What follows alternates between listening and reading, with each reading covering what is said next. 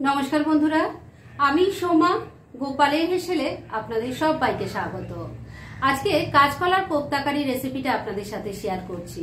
হ্যাঁ, জানি এটা কোনো নতুন রেসিপি নয়, আপনারা সবাই এটা তৈরি করেন, তবে এক একজন এক একভাবে তৈরি করেন। তাই আজকে আমার রেসিপিটা শেয়ার করলাম, আশা করছি আপনাদের ভালো লাগবে। তাই চলুন আর সময় নষ্ট না করে রান্নাটা করে ফেলি।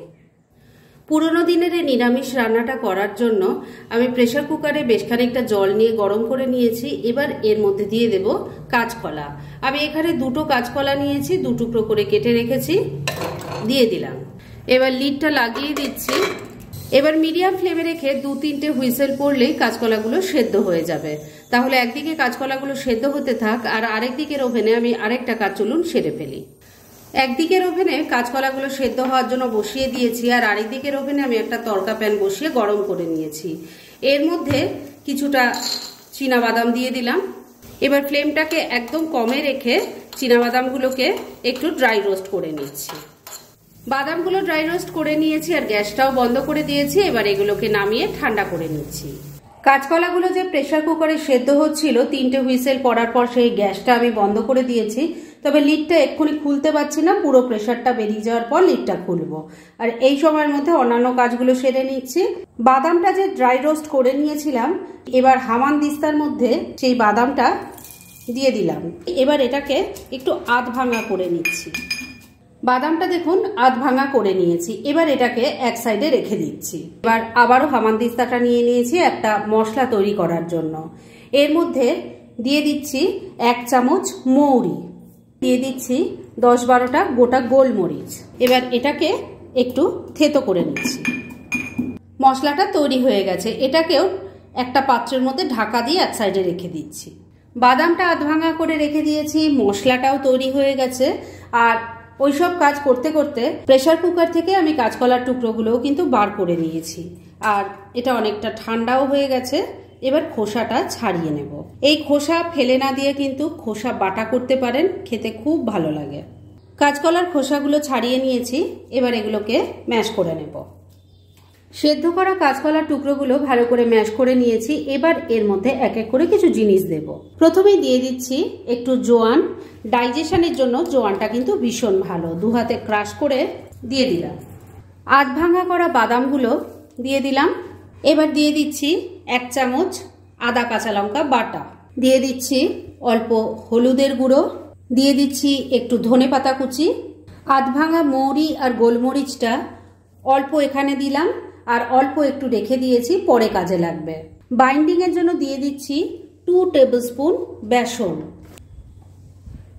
দিয়ে দিলাম স্বাদ মতো নুন, অল্প একটু তেল অ্যাড করছি, তাহলে কোপ্তাগুলো খুব নরম হবে আর তার সঙ্গে খুব জুসিও হবে। সামান্য একটু গরম মশলার গুঁড়ো দিয়ে দিলাম। এবার সবকিছু খুব ভালো করে মেখে নিচ্ছি। সেদ্ধ করা কাঁচকলাটার সাথে সবকিছু ভালো করে মিশিয়ে মেখে নিয়েছি। তবে বন্ধুরা, এর মধ্যে একটু গোটা জিরেও পড়বে, যেটা দিতে আমি একদম ভুলে গেছিলাম। এবার এটাকেও ভালো করে মিশিয়ে নিচ্ছি।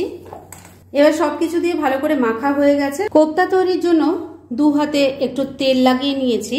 এবার এখান থেকে অল্প অল্প পোর্শন নিয়ে কোপ্তা তৈরি করে নিচ্ছি। আমি এই ধরনের শেপে কোপ্তা তৈরি করছি, তবে আপনারা নিজেদের পছন্দ অনুযায়ী কোপ্তা তৈরি করে নিতে পারেন। তাহলে এই পুরো মণ্ডটা থেকে এইভাবে তৈরি করে নিয়ে তারপর নেক্সট স্টেপের দিকে এগোচ্ছি। কোপ্তাগুলো সব তৈরি হয়ে গেছে, আর ওটা করতে করতে কোপ্তা ভাজার জন্য তেলটাও কিন্তু গরম করে নিয়েছি। তেলটা প্রথমে খুব ভালো করে গরম করে নিতে হবে, আর তারপর মিডিয়াম ফ্লেমে এগুলো ভাজতে হবে। আমি প্রথম ব্যাচের কয়েকটা ভাজার জন্য বসিয়ে দিয়েছি। এগুলোকে এবার মিডিয়াম ফ্লেমে রেখে উল্টে পাল্টে লাল লাল করে ভেজে নিচ্ছি।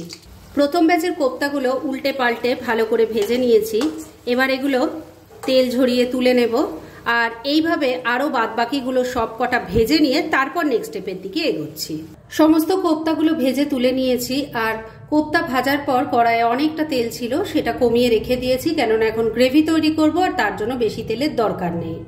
এই তেলের মধ্যে আমি দিয়ে দিচ্ছি প্রথমে গোটা জিরে, দিয়ে দিচ্ছি একটা তেজপাতা, একটা শুকনো লঙ্কা, এর সাথেই অল্প একটু হিং দিয়ে দিলাম। ফোড়নটা ভাজা ভাজা করে নিচ্ছি। ফোড়নটা ভাজা ভাজা হয়ে গেছে। এবার গ্যাসটা একদম কম করে দিয়ে এর মধ্যে একটু কাশ্মীরি মির্চ পাউডার দিয়ে দিলাম, এতে কালারটা ভালো আসবে। এর সাথে দিয়ে দিচ্ছি আদা, টমেটো আর কাঁচা লঙ্কার পেস্ট।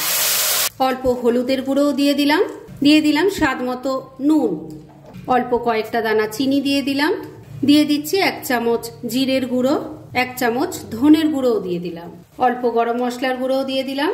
আর এর সাথেই যাচ্ছে মৌরি আর গোটা গোলমরিচ যে থেতো করে রেখেছিলাম সেটা। সবকিছু ভালো করে মিশিয়ে নিয়ে মশলাটাকে খুব ভালো করে কষিয়ে নিতে হবে। মিনিটখানেক সময় নিয়ে মশলাটাকে একটু কষিয়ে নিয়েছি। এবার এর মধ্যে মিক্সি ধোয়া অল্প জল দিয়ে দিলাম, কেননা মশলাটা আবারও কষাতে হবে। সমস্ত কিছু মিশিয়ে নিয়ে মশলাটাকে আবারও একবার খুব ভালো করে কষিয়ে নিতে হবে। এই কষানোর কাজটা যত ভালো হবে রান্নাটাও কিন্তু ততটাই টেস্টি হবে। মিনিট 2 সময় নিয়ে মিডিয়াম ফ্লেমে মশলাটাকে খুব ভালো করে কষিয়ে নিয়েছি। এর থেকে দেখুন এখন তেলটা সেপারেট হয়ে গেছে। এবার গ্রেভির জন্য জল দিয়ে দিচ্ছি। এই রান্নাটায় কিন্তু জলের পরিমাণ একটু বেশি পড়বে, কেননা কোপ্তাগুলো অনেকটাই জল টেনে নেবে। ভালো করে মিশিয়ে নিচ্ছি। সবকিছু ভালো করে মেশানো হয়ে গেছে। এবার ফ্লেমটাকে লো আর মিডিয়ামের মাঝামাঝি রেখে ঢাকা দিয়ে মিনিট 2 রান্না করে নিচ্ছি। মিনিট 2 রান্নাটা করে নিয়েছি। এবার ঢাকা তুললাম। দেখুন ঝোলটাও কিন্তু খুব ভালো করে ফুটে গেছে। এবার ভেজে রাখা কোপ্তাগুলো সব দিয়ে দিলাম। ঝোলের সাথে ভালো করে মিশিয়ে নিচ্ছি। কোপ্তা দেওয়ার পর কিন্তু খুব বেশি সময় রান্না করার কোনো দরকার নেই, কেননা তাহলে কোপ্তাগুলো একদম নরম হয়ে যাবে আর গ্রেভিটাও পুরোটা টেনে নেবে। 2টো গোটা কাঁচা লঙ্কা দিয়ে দিলাম, গন্ধটা ভালো হবে তাই দিয়েছি। এবার ফ্লেমটাকে মিডিয়ামে রেখে ঢাকা দিয়ে মিনিট 2 রান্না করে নিচ্ছি।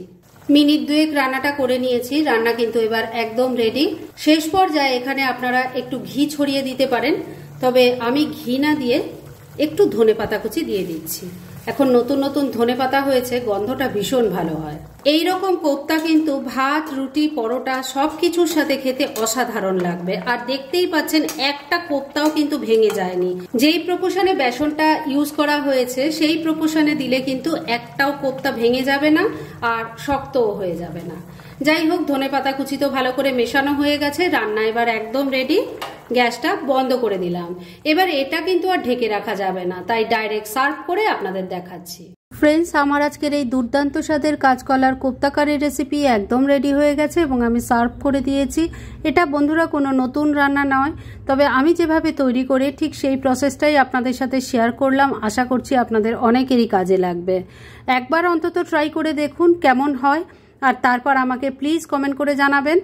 আর এরকম ধরনের অনেক ভালো ভালো নিরামিষ রান্নার রেসিপি আপনারা গোপালের হেসেল সার্চ করলেই পেয়ে যাবেন, যার মধ্যে থেকে কিছু কিছু আমি সাজেস্টেড বক্সেও দিয়ে দেব, সেখান থেকেও আপনারা দেখে নিতে পারেন। তাই গোপালের হেসেল অবশ্যই ভিজিট করুন।